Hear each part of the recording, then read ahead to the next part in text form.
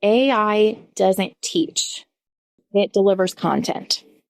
And there's a big difference between giving information and really creating a transformation in our students, because teaching's emotional and it's relational. And it's the moment when you realize a student walked in the door after a bad day and they really need a win. AI is not going to be able to do that for them, or knowing when to push it or when to pivot with a student, or when you celebrate their progress, even when they can't see it yet. In AI, it just can't do that. You're listening to The Topcast, the original podcast for growth-minded instrumental music and voice teachers since 2015, with your host, Tim Topham. Our mission at Top Music is to empower instrumental music and voice teachers to find and nurture their innate creativity so that they can teach lessons that are innovative, integrated, and inspiring, and that will have a positive, lifelong impact on their students.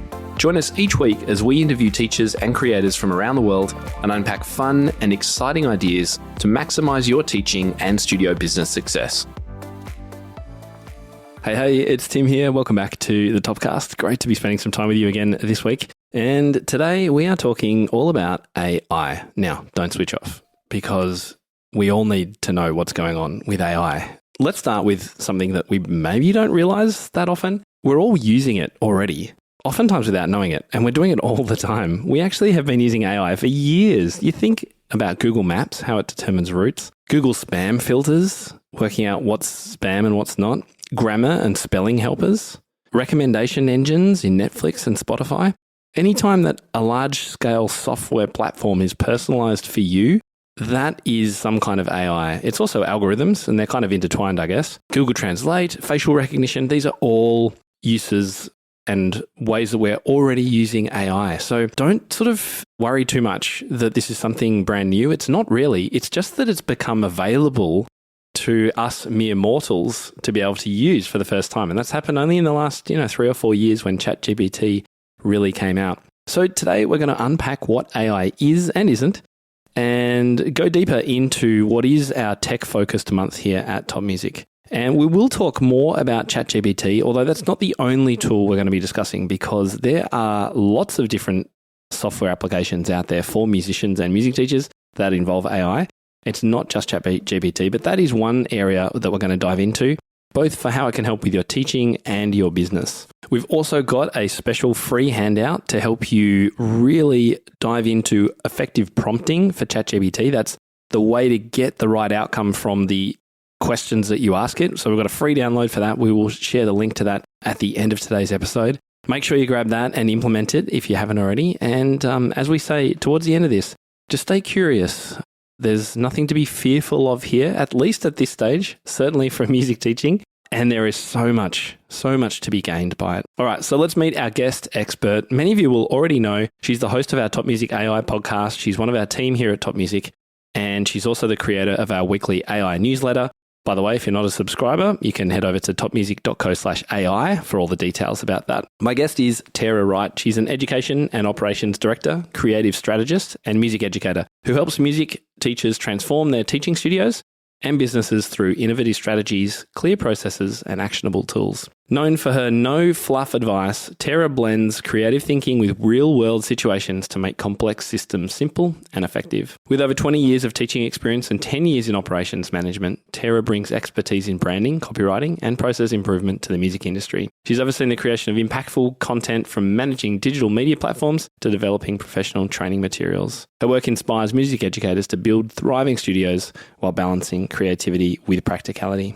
And I think the best part of Tara's bio, when not optimizing workflows or mentoring teams, Tara raises ostriches, Great Danes, and other 2- and 4-legged friends on her farm near St. Louis. You'll often find her taking her Jeep off-road or exploring a new hobby, because learning is her ultimate joy. Tara's advice is grounded in experience and designed to inspire action. Whether it's simplifying studio operations, enhancing marketing strategies, or sparking creativity, Tara's solutions resonate with educators ready to grow.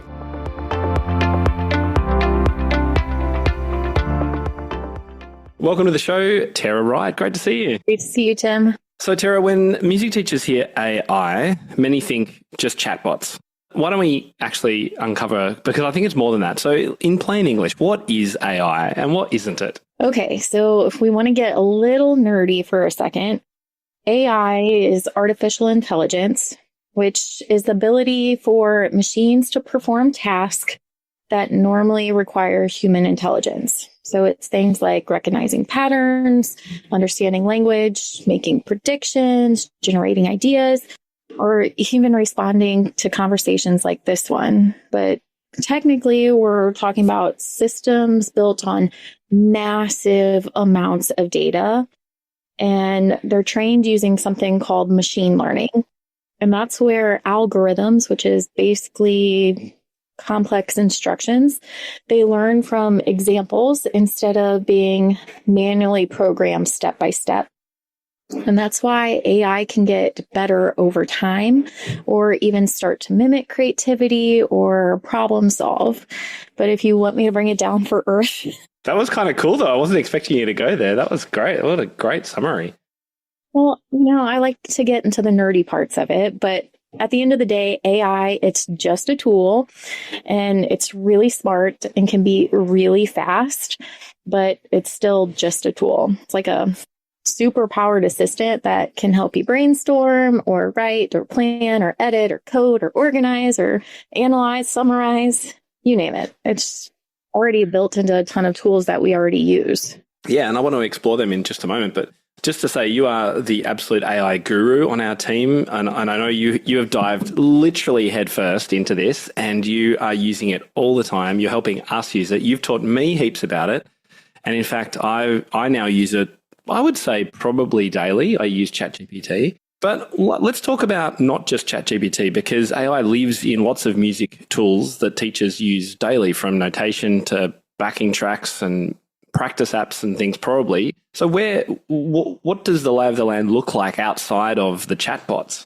Well, like you said, it's not just ChatGPT or those robotic voices that you hear on TikToks. It's really running under the hood of a bunch of the tools that we already use. So like you said, notation software like NoteFlight, it's when it suggests how to space measures or cleans up rhythms automatically. That's AI. Or apps that separate vocals from a track or slow it down or loop tricky sections. That's AI. Transcription tools that can listen to audio and then start creating the manuscript for it, AI. Or even video editing or audio editing. I mean, last year we turned my voice into an AI voice.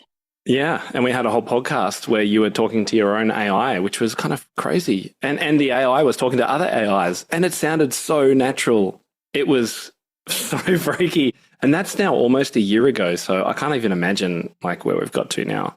In fact, I was playing around since you started doing this. I played around with Notebook LLM, which is one of Google's software suite, and I dumped in it one of my, I think it was my courses, and said, make a podcast out of this. And it had two people chatting casually, little pauses, almost kind of mistakes even, like it was very natural, and it was spookily crazy. So, I mean, clearly I'm out of a podcast job, but let's talk about teachers. How likely is AI to take our jobs and teach our kids music for us? The short answer is it's not going to take the jobs, but the long answer is that, AI can do a lot of things. It can generate lesson plans and it can explain concepts. It can even listen to a student play and give it feedback on pitch and rhythm. And it's really getting better at simulating conversations. But here's the thing. AI doesn't teach. It delivers content. And there's a big difference between giving information and really creating a transformation in our students, because teaching's emotional and it's relational. And it's the moment when you realize a student walked in the door after a bad day and they really need a win. AI is not going to be able to do that for them, or knowing when to push it or when to pivot with a student, or when you celebrate their progress even when they can't see it yet. In AI, it just can't do that. We're in the middle of, at the moment, our back pocket sprint where I'm helping teachers with these ideas for exactly what you said when students come in and they haven't practiced and they're moody or upset or whatever it is. I mean, some kind of music system isn't going to be able to help teach that student effectively during that time. I think have seen lots of apps over the last few years develop which do help with note reading and things like that. So there's Joy Tunes create a couple of Piano Maestro, and there's also Simply Piano, I think it is, and there's other ones like that out there. They're not they haven't replaced us, because I think everyone realizes the value of that, as you said, human-to-human connection is critical. It's why we still have teachers in front of classrooms and all that kind of stuff. So I agree with you. I think we are safe for the time being. Interestingly, as you were speaking before, I was thinking I was at the physio the other day, and they asked me, do you mind if we use AI to listen in on what we're talking about? And he'd never used it before. And I'm like, this is so cool. Yes, let's try it and let's see what it does together. And he thought that was hugely funny. And at the end of it, he was reading through its notes, and they were phenomenal.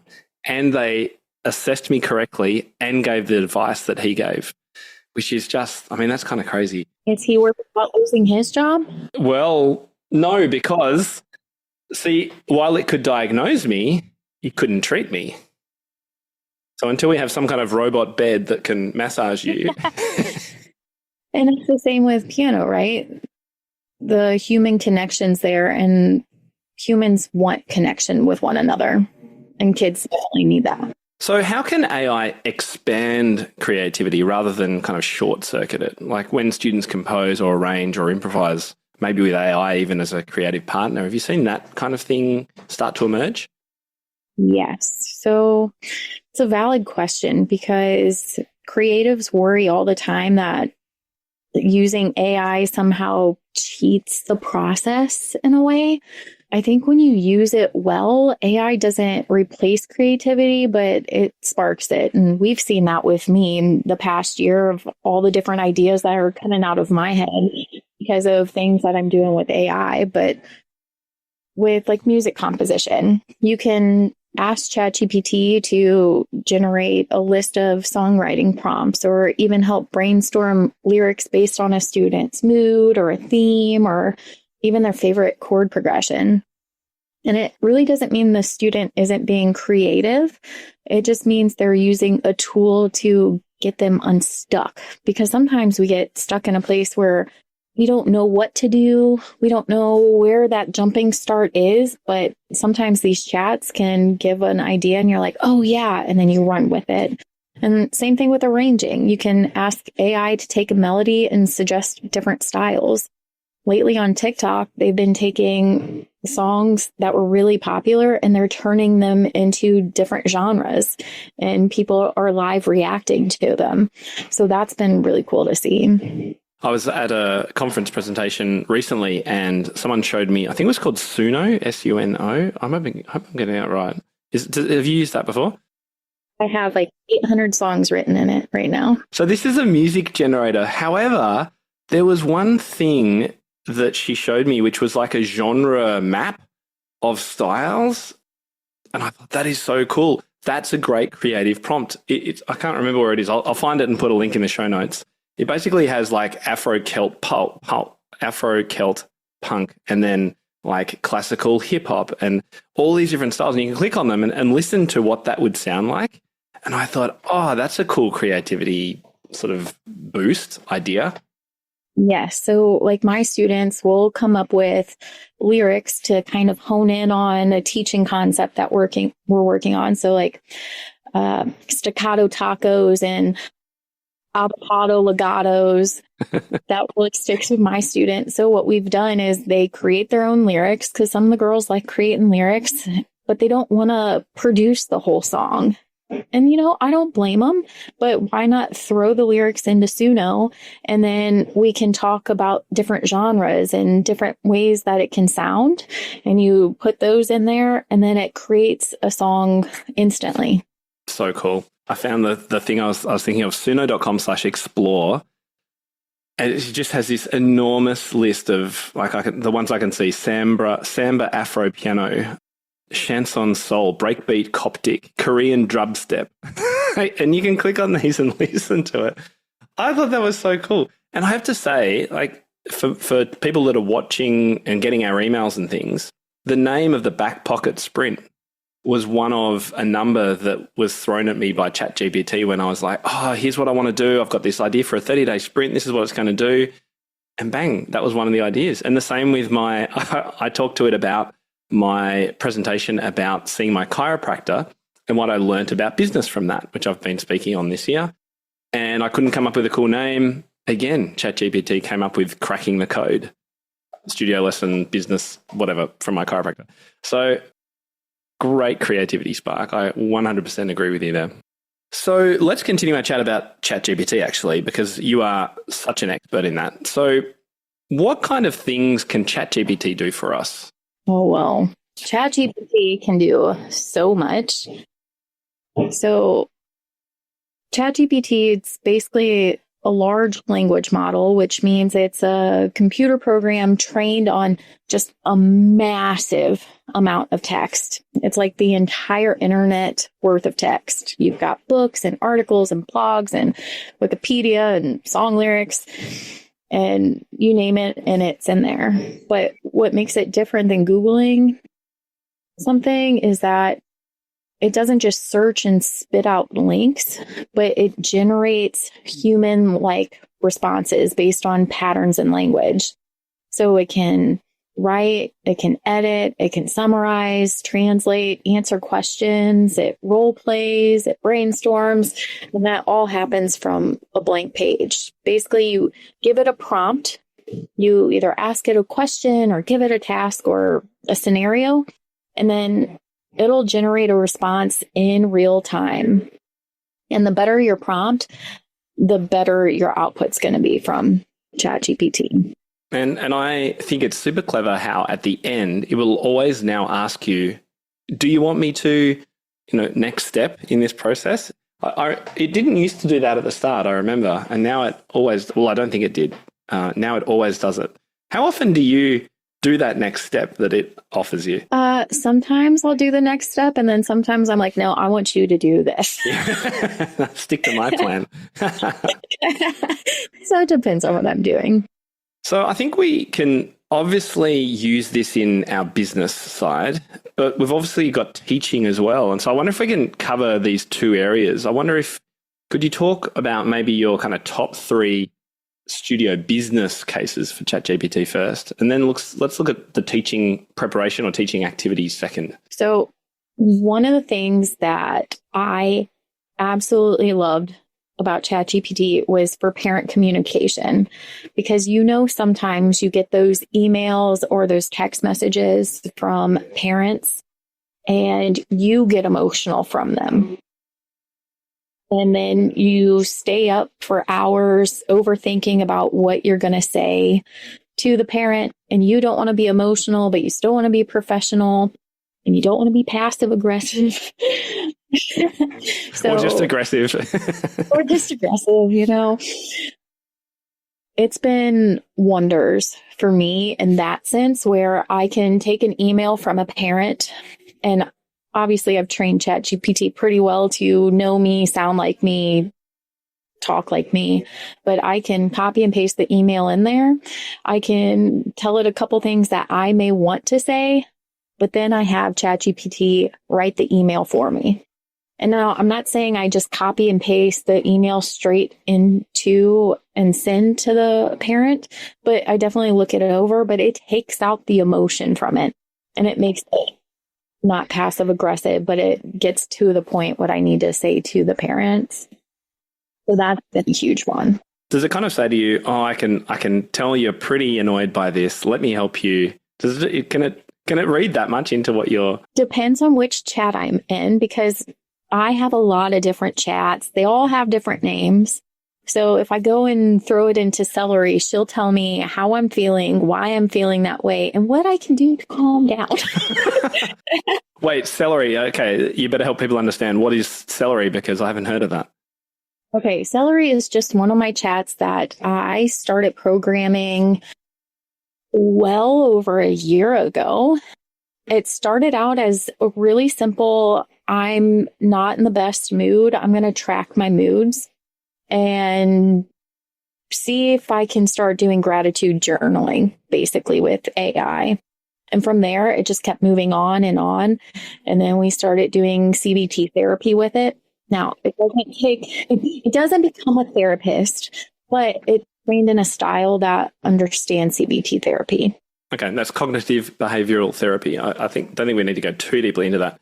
But when you say you're having a chat, so does that mean you've got a browser window open with one chat and then you open another one? Or have you built a chat bot? So I've done both. For mine, I call her Celery. I've actually created a project within ChatGPT because your chats do run out of space. Wow, I've never got near that. You must really use it. A little bit. Tara's looking very sheepish if you're listening. I worked through a lot of stuff this year, okay, guys? So what I do is I copy and paste and put it into a Word document. And then I take that PDF and I put it into the files section of this project that I created. So any chat that I start within that project, it can see all of those chats that we've had previously. So we can go through all the history that I've had for this last year. I see. Okay. Yep. So for my friends and for those that were in the AI newsletter, they actually got Juniper, which is basically celery, but for the public. Yeah, got it. Yes. And you've created a special chatbot on Studio Policies for us, which we'll be sharing soon, and also about the copy that you can put on your website, which is super cool. So good. I love these use cases for this. Before we hear, we've heard one. So your first business suggestion was the, irate response to a parent email. Got it. Just before that, another thing you said was you got it to talk like I do. Now, how do people listening do that? Maybe it's something you're going to be talking about later on this month when we explore this a bit more. And I definitely explain it really in depth in the courses that I've made, but basically, I have my chat analyze my writing and the way I speak. And then I create a whole document, actually, for my branding and my messaging. And so it learns the way I talk and the way I speak. So if I start a new chat, I'll say, give me answers and respond like the way I talk. And then it sounds just like me.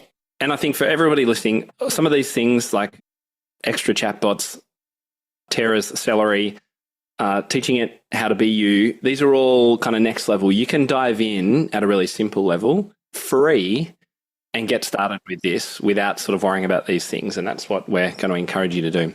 Let's go on to the other two kind of business cases that you're thinking of. Analyzing data and spotting trends, because I have a lot of spreadsheets and I love looking at data, but I don't always love going in and analyzing all of it. But I can actually ask my GPT to analyze the data, whether it's marketing campaign stats or feedback from surveys.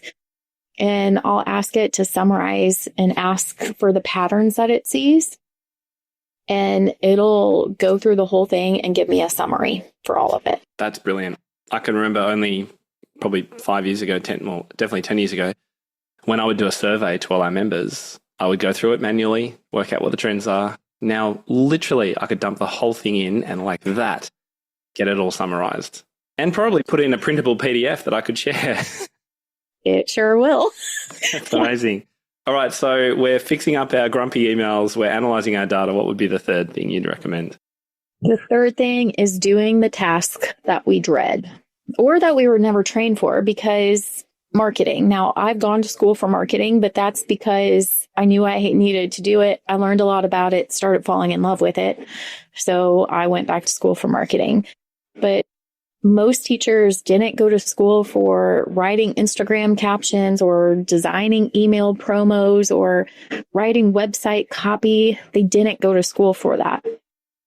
So if you really dread a task or you don't quite know how to do it, you can have your ChatGPT do it for you.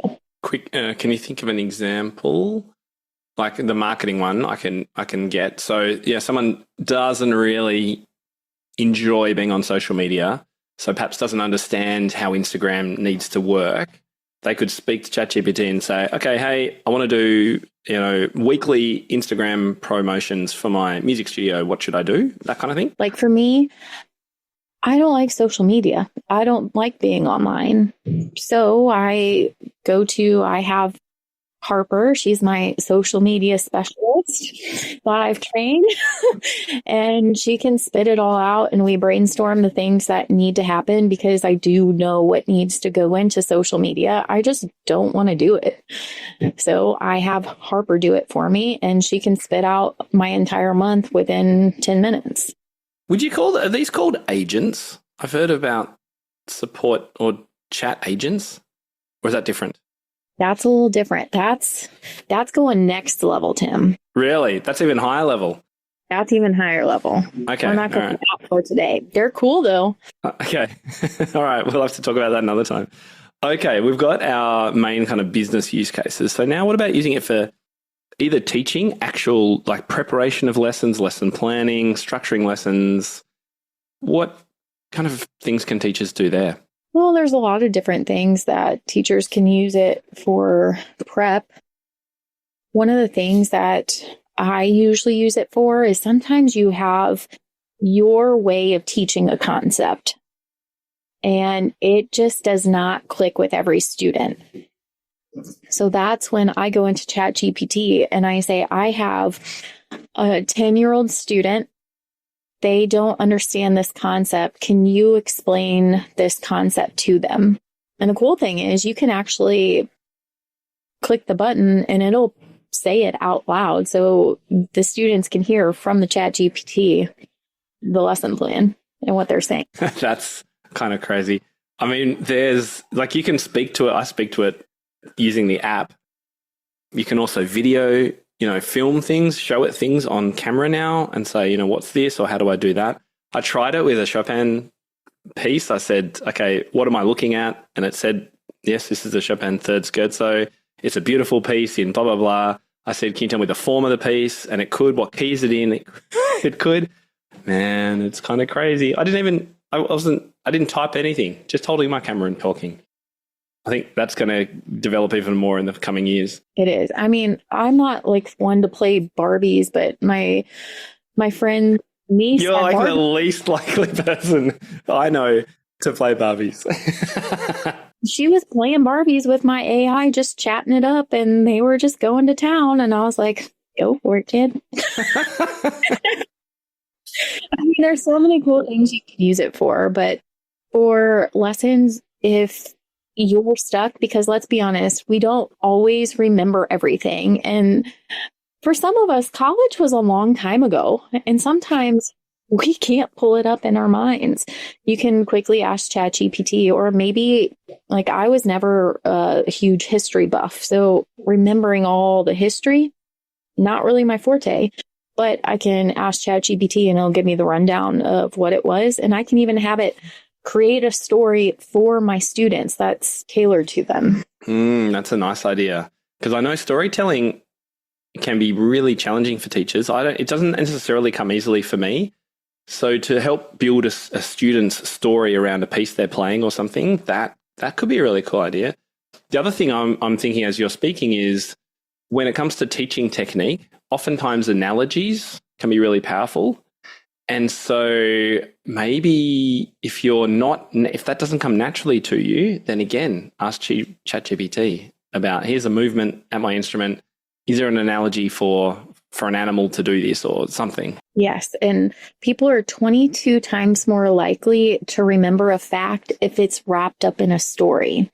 So storytelling is truly a route to go. And like you said, sometimes storytelling isn't my forte, but it's been something I've really been working on. But ChatGPT has definitely been helping with it. Fantastic. And anything else just coming to mind on the teaching or teaching preparation front? I think another way I've used this quite a bit is when I have students who are learners or in a different style. So maybe they're not visual learners. I can tell ChatGPT how I'm teaching something, and they can tell me different ways to teach it for every style of learner out there. Got it. Okay. Yep. That makes a lot of sense. And I can see how that would be quite powerful. And I guess the same would go for if you're teaching someone who's visually impaired, hearing impaired, neurodiverse, all those sorts of things too. Yeah. Brilliant. All right. Well, question. Do you think ChatGPT can help classically trained teachers become more creative? I think they can. And I just had this conversation with one of the guys who works for me recently because him and I are both very classically trained. And we've talked about how others are very different from that. We were talking about how B.B. King, he actually didn't know notes. He just knew how to do his pentatonics and didn't even know about chords. We talked about how we weren't really in that creative space and like improvising and listening by ear. That was foreign to us when we got into the college years because that's not the way we were trained. We were really taught to follow the rules, stick to the curriculum. I think for improv and songwriting and playing by ear, ChatGPT and other AI platforms, they can really help with that because now we're teaching a generation of students who really expect creativity. They want to explore. They're inspired by TikTok musicians and video game soundtracks and lo-fi beats. So we've got to adapt and we got to learn, and these AI platforms can help us with all of it. Yeah, things are changing and they're changing faster and faster every year, it seems. And just the other day in one of the Facebook groups, I saw a post from a teacher saying, oh, look, I'm trying to use the Alfred primer thing on this child and he just doesn't like it. And every time I get halfway through a method book, everyone hates it. And what am I doing wrong? And are kids different these days? 10 years ago, 20 years ago, it wasn't like this. And I'm a little bit shocked in some ways that there isn't more of a realization out there, perhaps, that we have to change and really keep up now. And I know it's a little bit exhausting, and that's why we're creating resources to try and help and support everyone listening. But yeah, things are moving, and they're moving quite quickly, and kids are not the same as they were 10, 15, 20 years ago. They're not the same as they were 5 years ago when COVID hit. True. Or pre-TikTok even. Now, we mentioned just before some custom chatbots that you've been creating. So can you talk us through a couple of those that you've created for us and how they can help? So Chester, he was our first little baby that we made. Was he the practice one? Yes, he was the one for the ear training. Oh, that's right. Yes. Oh, I've forgotten about that one. That's not the practice one. Yeah, ear training. We've got so many. Okay. We need to put these all on a page somewhere with links. That's going to be my job before we go live with this. Yeah, so Chester is all about helping teachers teach by playing by ear because, like we were just talking about, if you were classically trained, you may not have been trained on teaching by ear. So how do we do that? Because some of us really have struggled with that over the years. So you can use them to get creative ideas for ear training lessons or test out different strategies or reflect on what's been working because he's been trained on our playing by ear course. So he knows all the ins and outs of that course, and he'll give you the practical tips on how to use what you're learning. Love it. What else have we got? Well, there was the Studio Maestro. That was the studio policy companion. Studio Maestro, yep. So that's the one that we built to walk teachers step by step through the studio tune-up policy power pack that we have. But it helps them clarify their goals and calculate tuition and choose payment structures. It goes through the whole setting up your studio policy. And it helps if you don't have one and need to start from scratch, or if you've got one from 2015 and need to update it. That's right. Yeah, you can. I think we can load. You can say, "Hey, here's the one I already have. What do you think? What should I improve? What needs changing, etc." Right? Yes, and parents usually have a problem with this in my policy.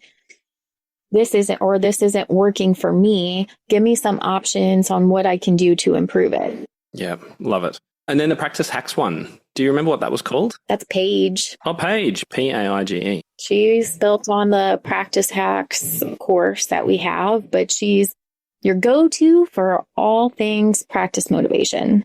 That's right. Yes. And that was the course from Noah Kageyama, the Bulletproof Musician. So he created a course for us. She's been trained on that, which is like the best kind of practice support you could get. So yes. Right. I'm going to put links to all of these in our show notes. And lastly, the one I can think of is the website text overview one. Clio. You don't have to give them names, do you? You just enjoy doing it, right? I like doing it because I need to keep them straight in my life, you know? So what does Clio do? Clio will help you get your homepage for your website set because let's be honest, most piano teachers or music teachers out there don't know how to write website copy. They don't know about SEO or websites aren't their thing. So Clio is there to help you figure out all of your copy so you're getting your ideal clients from the beginning. So when they land on your homepage, the people are like, yes, this is the studio I want to take lessons at. So you've been busy working away at a new course. It's called ChatGPT Made Easy, the Music Teacher's Guide to AI. And you've been working on this for months, I know, and it's the culmination of years. I mean, when did they bring out ChatGPT? 4 years ago? Yeah. And you've been embedded in every version and update. So tell us, what questions or problems will this course solve for teachers? Well, it's basically designed to answer real life questions that music teachers have about AI. So the ones that we're all secretly Googling, but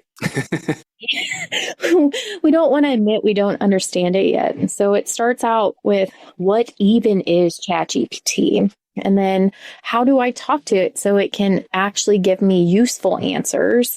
And what can it do for me as a teacher? And then we go way beyond that because most teachers don't just want theory. They really want practical help. So the course focuses on solving exact problems that we face every week in the studio. So I don't have time to write my social media post or lesson plans or parent emails. We show you how to build the prompts for you. And then we tell you how to find your voice and make it sound like you in the responses. Yeah, just like we talked about before. How do you get it to sound like Tara or Tim or whoever you are? We will show you those steps. Here's what to put in there. Here's what information to tell it. Here's the prompt to use. So a prompt is just the set of questions that you ask it to do something for you. And this course is really going to shortcut the time you're going to waste trying to do this yourself. Because if you open up ChatGPT today and say, help create a weekly Instagram post for my music teaching studio for the next 8 weeks and hit enter, it will give you a response, but it's going to be pretty bad. And there is lots to prompting that this course will help with, right? Correct. Because the more context that you give it, the better output it's going to give you. So what I'm trying to do within the course is tell you all the context to give your chatbot so it can help you in the long run. You really need to think of it as you're training a new assistant. You wouldn't just hand an assistant a sticky note and say, okay, go run the studio. You really need to give them all the information. And that's what we're here to help teach you. And we can hear some drumming or something in the background. So just people listening, Tara's at a music school. So there might be a bit of noise in the background. Can you take us through the key modules? So the first one is all about the basics of what is ChatGPT, how to talk to it. Then we start going through the prompts and what is a basic prompt. And then we start getting into what are more advanced prompts.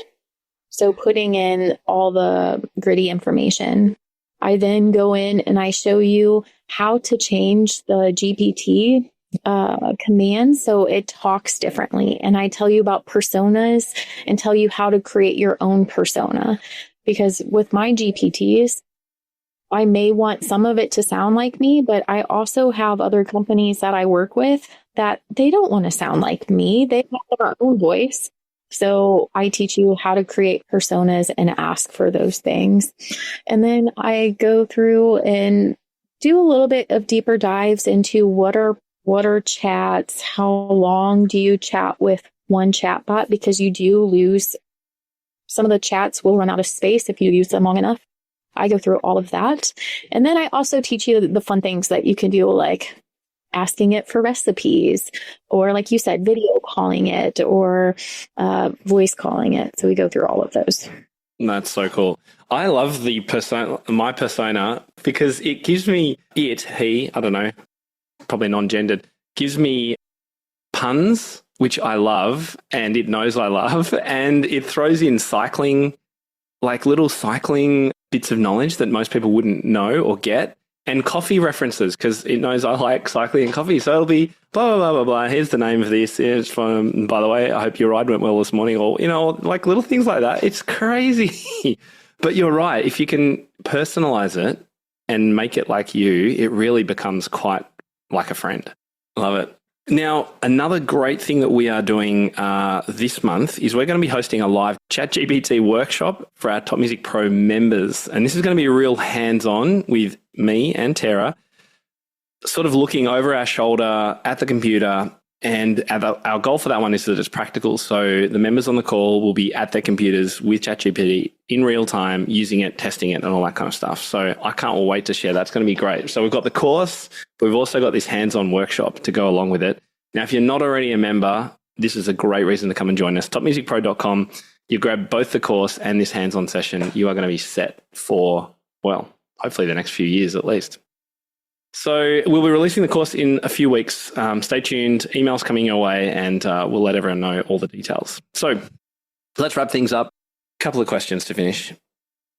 If you could design one dream AI tool for teachers, what would it do? I think I would want an assistant that does it all on one platform. Because right now we have so many different AI platforms. You go to Suno for, creating the songs. You go to ChatGPT, which talks to you in conversation. I would love for it to all go into one thing, which we're almost there. That's where the agents come in, Tim. Oh, right. Oh, okay. So it is getting close to being there, but having it all in one place so it's not in 20 different platforms would be amazing. And what skills or mindset do you think teachers should invest in or adapt to now so that we're thinking more future-proof? Does that make sense? That's a bit of a convoluted question, wasn't it? I think teachers really just need to stay curious, because I really think that's going to be the superpower, because you don't have to know everything. You just have to be willing to explore and play and experiment with these new tools instead of fearing them, because it's not going away, because it's here right now. It's on our phones. It's on Google. If you Google anything right now, it's here, it's now, it's not going away. Just like when the internet first came about, or when credit cards first came out and they said, oh, we'll never use a credit card at our fast food places. We're using our credit cards every day. It's the same thing with AI. It's not going anywhere. So stay curious, try to be adaptive, and you don't have to change everything overnight. Just start with one simple thing. And for teachers who are feeling maybe curious but cautious, what's one tiny activity that they could try after this episode? Well, we do have a resource. It's the 5 prompts that you can use in ChatGPT. So we'll link we'll put the link in the show notes, but this will give you 5 different prompts that you can use. And some of them have multiple steps to them, but these are really great prompts that you put extra information into, and it should give you a pretty good output. And it's things like creating emotionally neutral parent emails and brainstorming, creative lesson ideas, and writing social media posts. So I know those are 3 of them. Fantastic. Exactly what we've been talking about today. That is brilliant. So link will be in the show notes, and I will try and see what we can do with linking some of our bots, although I know some of them are for members only as well. So you may not see access to all of them unless you're a Top Music Pro member. But anyway, look, Tara, thank you so much for joining me today. It's been awesome to unpack this, and I'm looking forward to our workshop and the course coming up later this month. Anything that we have missed that we should say before we wrap things up? Stay curious. It's not taking over your job, but it is here. So let's utilize it to make the best we can of it. Love it. Great way to finish. Thanks so much for coming on the show, Tara.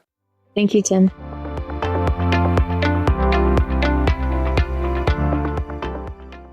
Well, I hope you enjoyed that deep dive into AI with Tara. Now, we mentioned a number of custom chatbots we have at Top Music in the show, and I know you're probably eager to kind of jump in and try them out.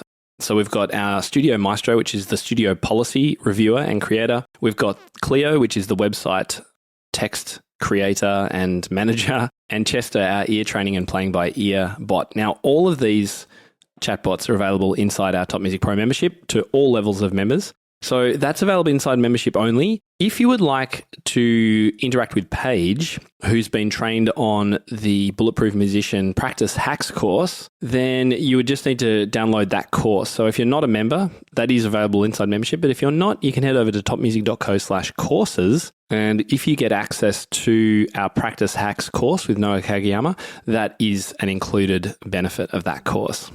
And we mentioned the freebie download. If you'd like help with those prompts and getting started with some of the top 5 key areas that ChatGPT can help you in your studio and your business and your teaching, then just head over to our show notes for today's episode for the link and details. So the episode show notes link is topmusic.co/episode 437. And if you're looking for more information on this, we also have an episode of our guitar podcast. It was episode number 54, which was called 5 Ways to Use ChatGPT in Your Business. No matter whether you're a guitar teacher or not, that could be another one that you might like to check out while you wait for more details about our Top Music Pro workshop and also the new course that is coming. I'm so excited. It's very, very close, so stay tuned to your emails for details. And don't forget, of course, our free magazine is available as it is every month. This magazine is all about teaching with technology and AI. It's over at topmusic.co/magazine. Grab it, totally free. Would love for you to become a subscriber of that. All right, I think that's it for me for this episode. Thanks so much for joining me today. Hope that you will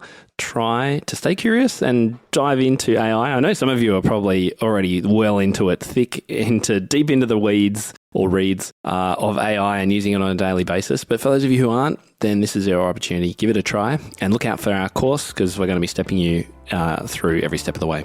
All right, we'll speak to you next time. How do you keep up to date with all the latest trends and research into music education? How do you connect with other teachers around the world and make sure your teaching stays fresh and relevant for students of all ages and stages both now and into the future? I created our Top Music Pro membership to be the one-stop shop for music teaching resources, training, support and community, and I'd love for you to come and join us inside. With over 40 comprehensive training courses, hundreds of teaching demonstrations and lesson plans, free monthly sheet music, discounts, and all the business and pedagogy support you could ever need, Top Music Pro is the community you've been looking for. If you're ready to level up your learning from the podcast and join thousands of other teachers in our global network, head over to topmusicpro.com today. If you enjoy this show and want to hear more of our work, be sure to subscribe to this podcast wherever you're listening today. For links and resources mentioned in this episode, visit us at topmusic.co/podcast or check out the show notes. I'm Tim Topham. Thank you so much for listening. Enjoy your week ahead, and I'll catch you next time.